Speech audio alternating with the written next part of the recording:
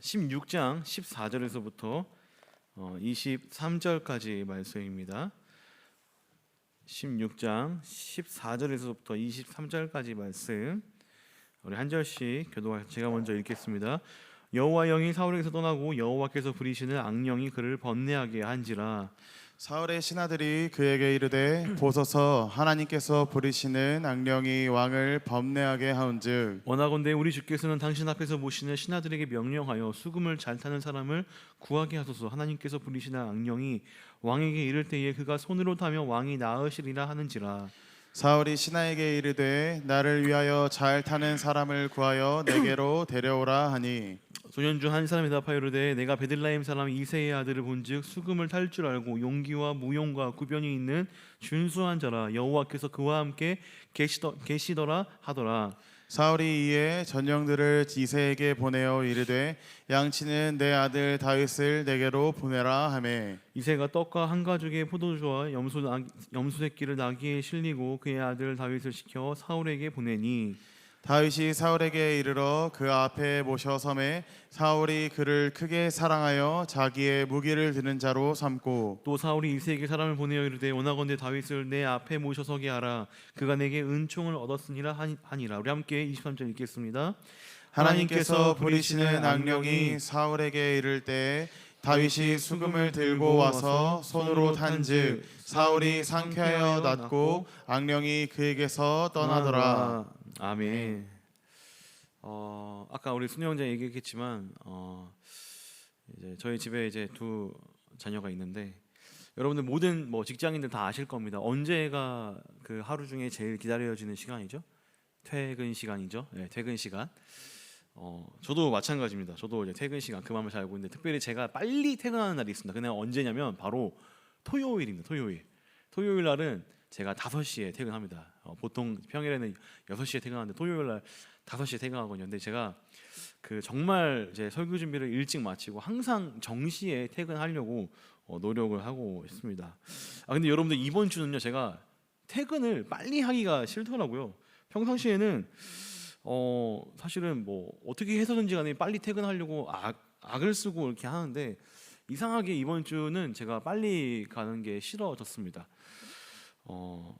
왜냐하면 여러분들 빨리 퇴근하는 게 사실은 제가 빨리 교회를 벗어나고 싶다 이런 얘기가 아니라 빨리 막 집에 가서 쉬고 싶다 이게 아니라 좀 약간 내가 좀 이제 빨리 그 집으로 가고 싶다는 그런 생각이 좀 있었는데 이번 주에 사실 제가 저희 집에 아이들이 없었거든요.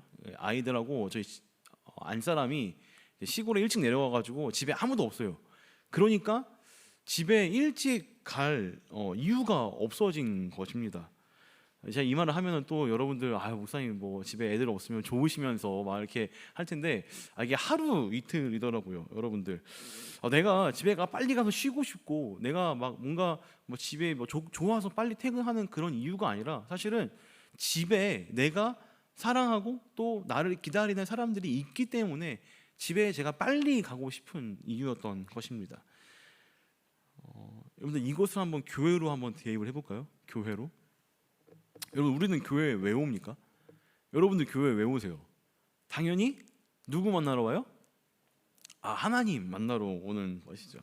일상에서 회사에서 삶에서 분주하게 살다가 여러분들 그 시간을 오랫동안 보내고 여러분들이 교회로 나오는 것 아니겠습니까?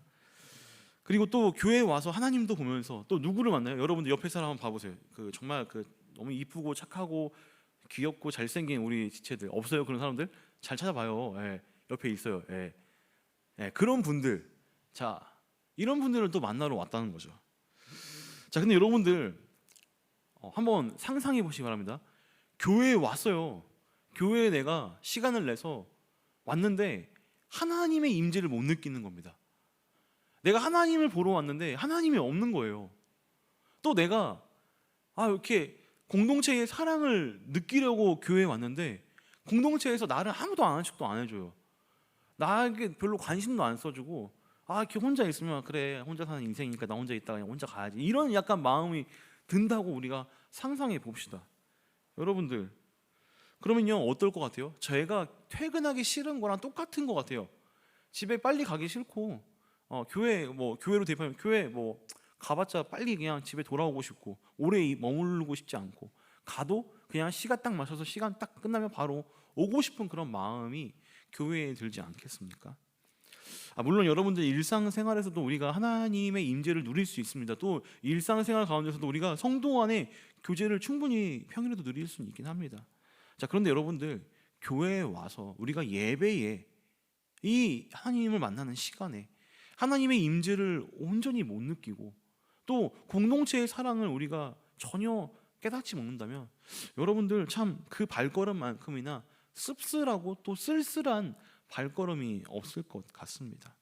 저는 오늘 특별히 그런 혹시 지체들이 있다면 정말로 이 예배를 통해서 말씀을 통해서 하나님의 임재를 꼭 누렸으면 좋겠고, 또 하나 부탁하는 거는 여러분들 오늘 이런 일이 제가 사역하면서 이런 일이 없었습니다. 바베큐 파티. 여러분들 고기도 줘요. 심지어 구워줘요. 여러분들 그냥 젓가락만 들고 그냥 드시면 됩니다.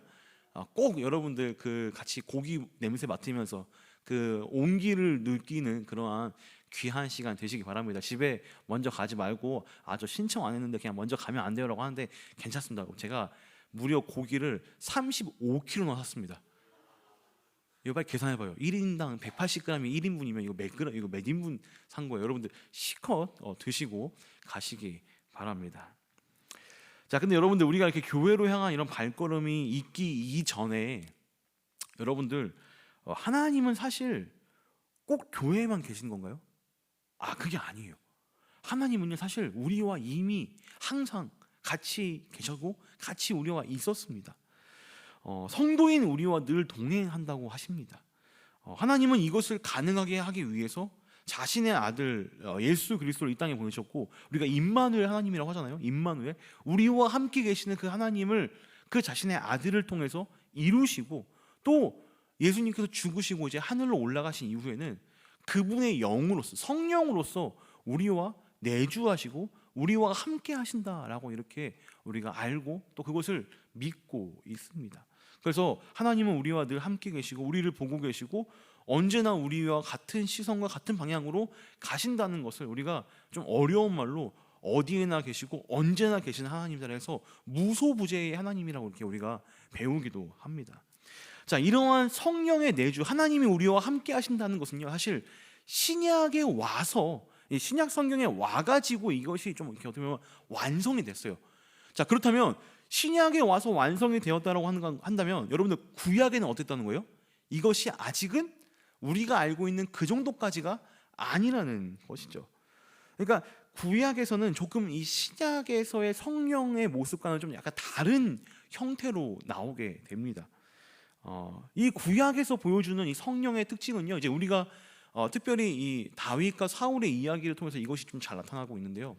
구약에서 보여주고 있는 이 성령의 특징은요, 사실은 구약의 성령은요 지도자들에게, 그러니까 뭔가 좀 이렇게 나라를 이끌고 민족을 이끄는 그 왕들 혹은 그런 지도자들, 사사들에게 이러한 하나님의 영이 임재하셔서 그 영으로 말미암아 나라를 이끌고 뭔가 큰 이벤트, 전쟁 이런 것들을 치르는 모습을 볼 수가 있습니다. 또 하나는 선지자들에게 이 성령의 임재가 있는 거예요. 선지자들. 그래서 그 하나님의 영으로서 예언을 합니다. 예언을.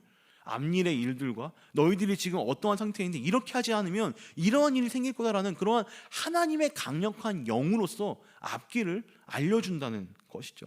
그래서 이러한 구약의 특징을요, 저는 약간 제한적인 성령의 운동이다라고 이렇게 한번 볼 수 있어요. 제한적으로 몇몇의 사람들에게, 모든 사람, 여기 여러분들 여기 계신 분들 다 성령 받으신 분들인데 모든 사람에게 주는 성령이 아니라 구약의 성경은 특정한 한 인물에게만 주는 그러한 성령이었던 것이죠.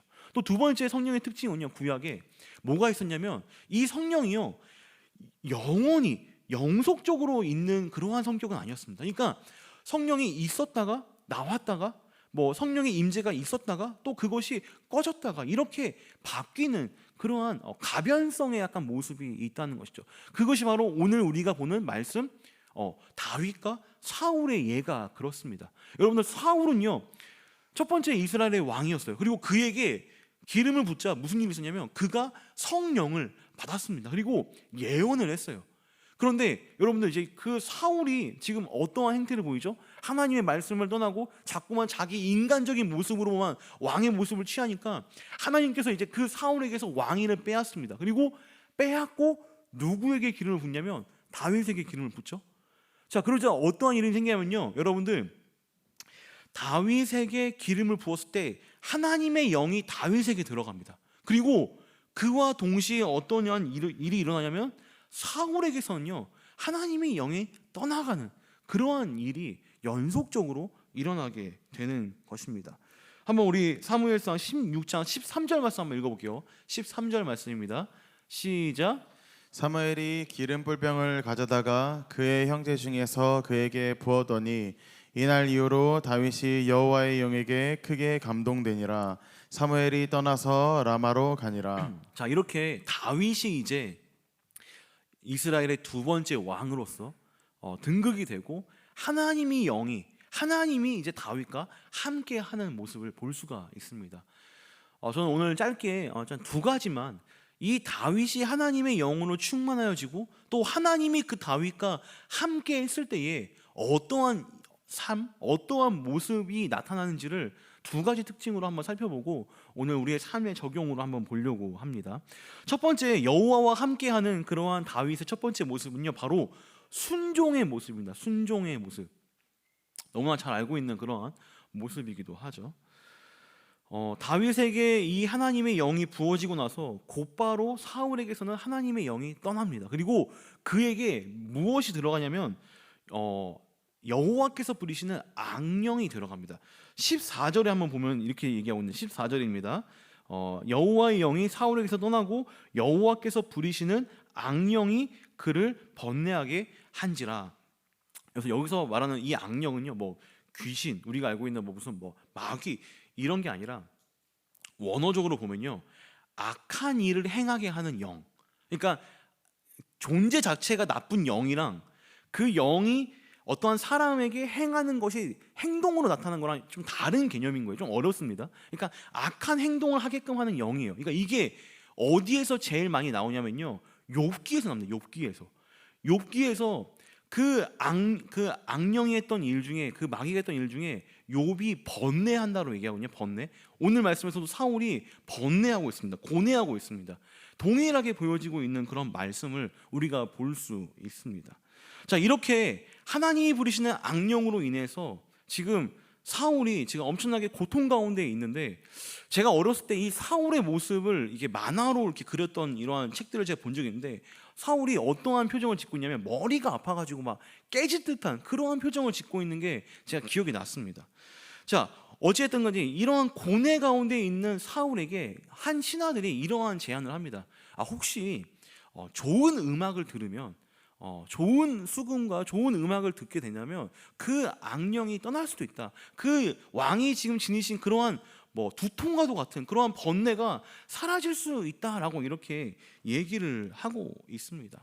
자, 그래서 누구를 추천을 합니까? 지금 다윗을 추천을 하고 있는 것이죠. 사실 이전까지는 다윗은요, 전혀 사무엘상에 등장하지 않는 어떤 조그마한 동네 마을의 그런 한 소년이었는데, 어느 한 사람의 추천으로 인해서 그가 이제 이러한 사울 앞에 서게 되는 모습을 볼 수가 있습니다. 자, 다윗은요, 이 왕의 순종, 부름에 받아들이고 그것을 순종했습니다. 그 왕궁으로 따라 들어갔습니다. 물론 명령이라고 했지만 우리는 다윗의 그 순종을 지금 오늘 이 장면뿐만 아니라 앞선 장면에서도 계속 볼 수가 있는데요. 여러분들, 사무엘이 다윗에게 그 기름을 부을 때에 다윗이 어떻게 기름을 받습니까? 아무것도 얘기하지 않습니다. 그냥 순순히 그 사무엘이 다윗에게 기름을 부을 때 그냥 그는 받는 거예요. 근데 여러분 한번 생각해 보시기 바랍니다. 지금 왕이 버젓이 있습니다. 근데 사무엘이 와가지고 나한테 또 왕을 시키는 겁니다.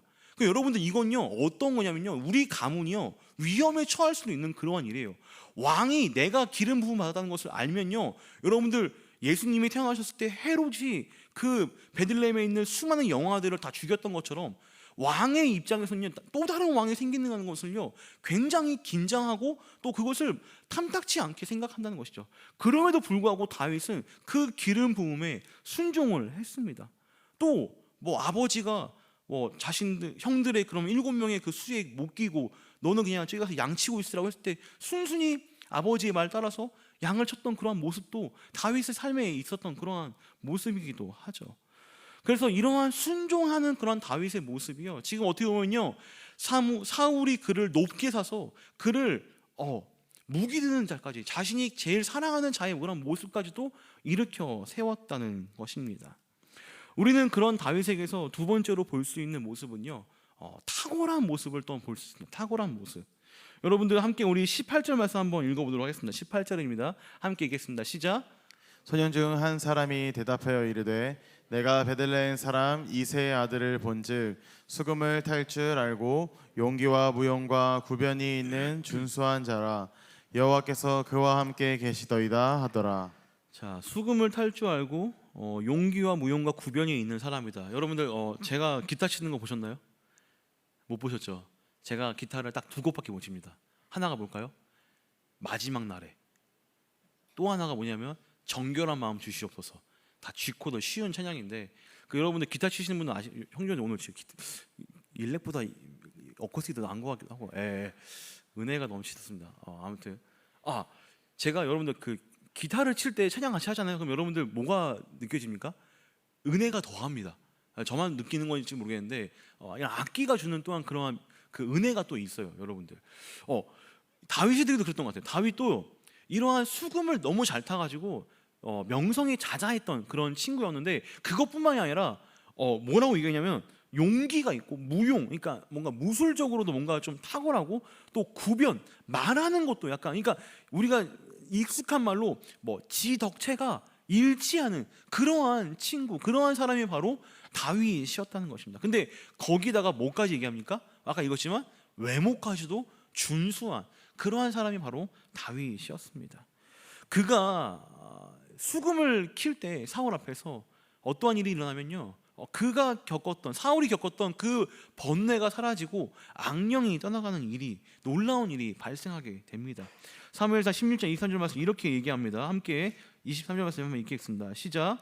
하나님께서 부리시는 악령이 사울에게 이를 때 다윗이 수금을 들고 와서 손으로 탄즉 사울이 상쾌하여 낫고 악령이 그에게서 떠나니라. 사울이 상쾌하여졌고 또 그의 병이 나았으며 악령이 떠나갔던 그러한 일이, 놀라운 일이 생깁니다. 여러분, 자기에게 맡겨주신 그 일을 다윗은 충분히 잘 해냈고 또 고통 가운데 있는 사울을 고쳐주었다는 것이죠. 자, 그러했을 때 사울이 다윗을 어떻게 평가하냐면요, 내가 그를 크게 사랑하여 내가 너에게 은총을 주었다라고 이렇게 얘기합니다. 21절 말씀과 22절 말씀 한번 볼게요. 빨간 글씨 한번 주의해서 한번 보겠습니다. 함께 읽겠습니다. 시작. 다윗이 사울에게 이르러 그 앞에 모셔섬에 사울이 그를 크게 사랑하여 자기의 무기를 드는 자로 삼고. 22절입니다. 또 사울이 이새에게 사람을 보내어 이르되 하나건대 다윗을 내 앞에 모셔 서게 하라. 그가 내게 은총을 얻었느니라 하니라. 자, 이렇게 다윗에 대한 사울의 평가는요, 사랑을 받고 또 크게 사랑을 해주고 또 은총을 받는 그러한 일이 있었습니다. 그리고 그가 이제 어떻게 보면 왕실에서, 왕궁에서 이러한 대접을 다윗이 받고 있는 것입니다. 그러니까 왕의 직속 부하가 된 것이죠. 다윗은 하나님께 기름을 부음 받았고 또 그분의 영으로 충만하여져서 자신에게 일어난 일들에 순종하게 되었고요, 또 자신에게 주어진 그 일들을 잘 감당했습니다. 근데 여러분들, 우리가 이 말씀을 통해서 그래, 나도 성령 충만함 받고 하나님 말씀에 순종하고 내게 주어진 일에 잘하고 탁월하게 하자라고 이렇게 끝낼 수가 있어요. 근데 여러분들, 우리가 여기서 사실 중요하게 봐야 되는 포인트가 있습니다. 그것은 뭐냐면요, 단지 내가 이렇게 하나님의 사람으로서 일을 하고 사랑을 받고 겸손하고 순종해서 내가 사람들한테 인정받고 여기서 끝나는 게 아니라, 내가 사람들에게 좀 은총 있고 여기서 끝나는 게 아니라, 사실 오늘 말씀에서 보여주고 있는 하나님이 원하시는 것이 무엇이었는지, 하나님이 과연 이 일을 통해서 뭐를 얘기하고 있는지를 우리는 살펴봐야 된다는 것입니다. 여러분들, 다윗에게 일어난 이 일들은요, 모두가 다 하나님의 특별한 은혜 가운데서 일어나는 일들이었습니다. 다윗은 지금 왕궁에 들어갔어요. 여러분 청와대 가본 적 있어요? 안 가봤어요? 저도 안 가봤어요. 뭐 용산 그 집무실 가본 적 있나요?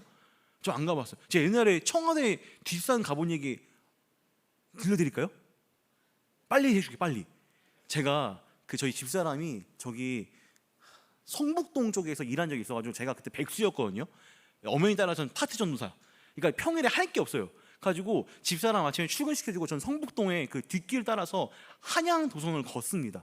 근데 제가 그날 따라 복장이 좀 추리했어요. 모자 쓰고 뒤에 백팩 하나 메고 반바지에 좀 떨어질 것 같은 그런 운동화 신고서 수영도 안 갔고 약간 그렇게 그 한양도성 뒷성을 이렇게 걸었는데 여러분 한양도성 그 뒤로 걸으면 어디 나오는지 알아요?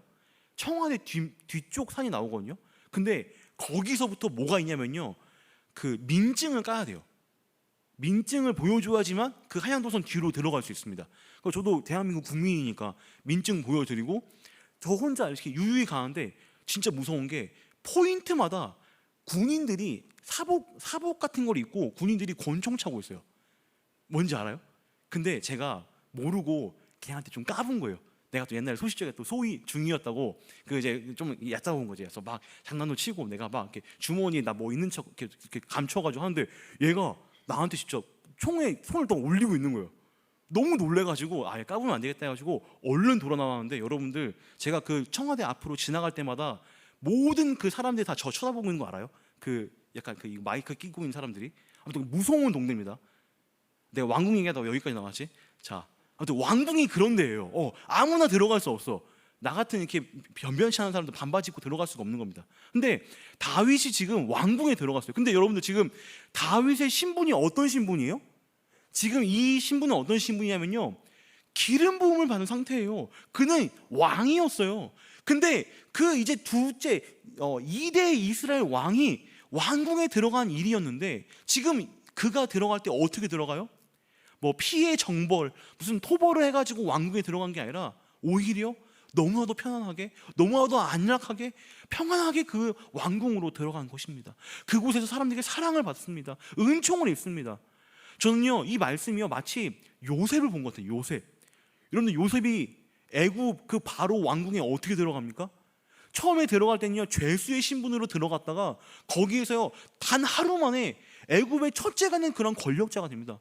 첫째가는 그 왕 바로 그 다음 사람이 총리가 되는 그런 놀라운 일이 하나님의 은총으로 말미암아 하나님의 그 은혜를 입어서 말미암아 그러한 일이 생긴 거예요. 지금 오늘 말씀도 사실 그 맥락으로 그대로 이어온 것입니다. 하나님의 은혜를 입은 다윗이 2대 왕으로서 어떻게 보면 지금 청왕궁에 들어가는 그러한 놀라운 모습을 보여주고 있는 것이죠. 우리는 이것을요 이렇게 얘기합니다. 형통하게 되었다. 하나님 앞에서 그가 형통한지라. 그의 앞길을 하나님이 인도하여 주셨고 그의 앞길을 하나님께서 그의 앞길을 책임져 주셨기에 그가 형통했다라고 이렇게 우리가 말할 수 있다는 것입니다. 여러분들 이 형통함 사실 이것이요 하나님과 함께하는 인생, 하나님과 함께하는 삶이 보여주고 있는 바로 가장 뚜렷한 모습이 바로 이 형통함입니다. 뭐 우리 순우 형제 결혼해서 알겠지만 제가 결혼하는 지체들에게 가장 많이 하는 말이 그겁니다. 결혼을 앞두고 뭐 이 사람이냐 저 사람이냐 할 때 저는 이 말을 가장 많이 했던 것 같아요. 뭐냐면요, 그냥 이 결혼의 과정이 물 흐르듯이 흘러가냐, 이 과정이 순탄하냐, 그러면 맞는 거다. 저는 이렇게 정말 많이 얘기하고 있어요. 형통함, 순탄함, 믿는 자에게 이런 것이 있다는 것입니다. 여러분들 그래서 우리는요 이러한 형통한 삶을 있고 하나님과 함께하는 삶 가운데서 우리가 또 다윗이 보여줬던 이런 모습을 한번 우리에게 적용해 봅시다. 뭐가 있어요? 순종의 모습. 우리는 그러한 형통한 인생 가운데서 누구에게 순종해야 합니까? 하나님에 대해서 예수님께 순종하고 말씀에 순종하는 모습이 있으면 되는 겁니다. 또 우리에게 탁월한 모습들도 있을 겁니다. 여러분들 그 탁월한 모습은요 내가 뭘 잘해서 내가 뭔가 아웃풋이 뭔가 내야 되는 그런 탁월함이 아닐 수 있어요. 이것은요 어찌 보면요 성령의 충만함으로써 성령이 내 안에 계심으로써 성령이 나에게 열매해 주는 그런 9가지 열매의 모습일 수 있다는 거예요.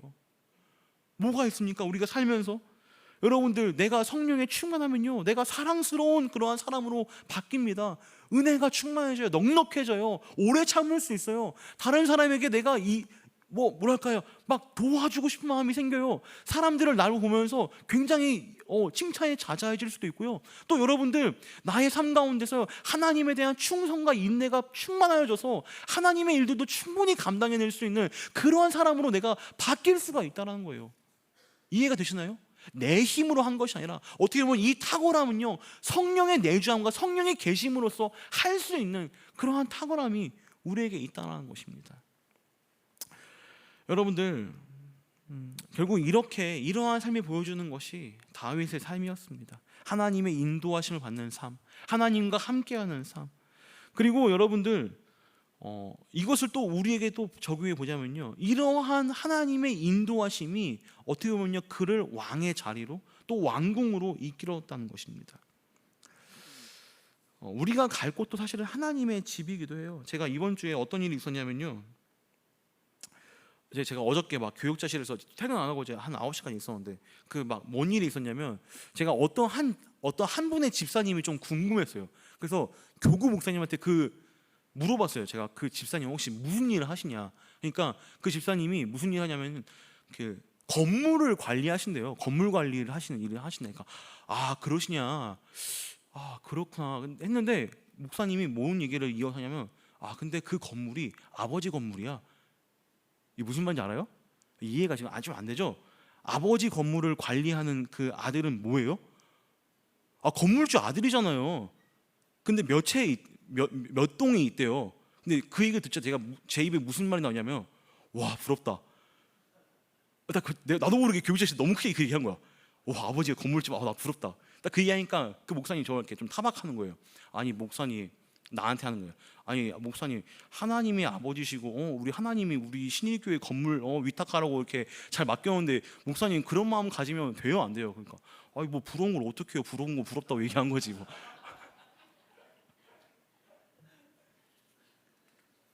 여기서 은혜가 있구나 여러분들. 자 여러분들, 우리가 삶이요 힘들 수 있어요. 녹록지 않을 수 있습니다. 근데 여러분들, 우리를 이끄시는 하나님이 결국 우리를 어디까지 데려가시냐, 우리를 인도하시는 하나님이 결국 어디까지 데려가시냐, 다윗을 왕궁까지 이끌어 가셨던 것처럼, 하나님의 집 거기까지 데려가셨던 것처럼, 여러분 우리도 마찬가지입니다. 우리를 어디까지 이끌어 가셔요?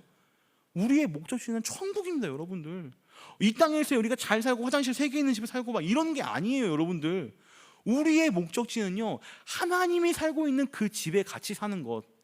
아버지가 우리 하나님이 왕이시니까 그러면 그 집은 무슨 집이에요? 왕궁 아니에요? 이런 생각 저만 해요? 유치한 생각인가? 그런 하나님의 왕국으로 우리를 인도하시고 이끄시고 우리와 늘 함께 하시는 그런 하나님의 함께하는 삶을 우리가 지금 살고 있는 것 아닙니까?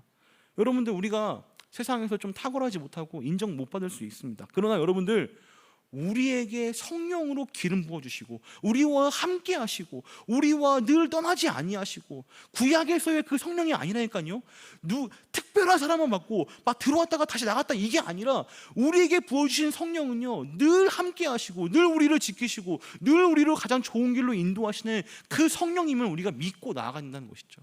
그러할 때 우리에게 어떠한 모습이 있습니까? 천국을 향한 기쁨과 그 놀라운 것을 허락하신 그 하나님의 은혜를 만끽하면서, 여러분들 이곳에서 하나님의 임재를, 하나님께 영광을, 또 하나님의 그 함께 하심을 누리고, 또 여러분들 그것을 가장 쉽게 누릴 수 있는 게 어떤 거냐면요, 우리 형제 자매들과 함께 할 때, 형제 자매들과 그 하나님을 서로 나눌 때에 우리는 그 하나님을 정말 깊이 누릴 수 있습니다. 그러니까 제발 오늘 저녁에 고기 같이 구워 먹을 때 세상 이상 뻘소리 하지 말고, 너가 만난 하나님, 내가 만난 하나님, 우리 같은 아버지인데 야 그냥 형제 자매지, 네가 형 누나지, 이렇게 친해지면서, 제가 음료수도 많이 구비해놨습니다. 종류별로. 그러니까 다 이렇게 한 잔씩 마시면서 여러분들 이렇게 친하고 친목을 도모하고 또 풍성한 그런 한가위가 되시길 주님의 이름으로 축원합니다. 집에 가지 마세요. 혼자 쓸쓸하게 고기 먹고 가시기 바랍니다. 그대로 비전홀로 가시면 돼요. 알았죠 여러분들? 자, 다 함께 일어나서 우리 함께 찬양하겠습니다. 온 마음 다해.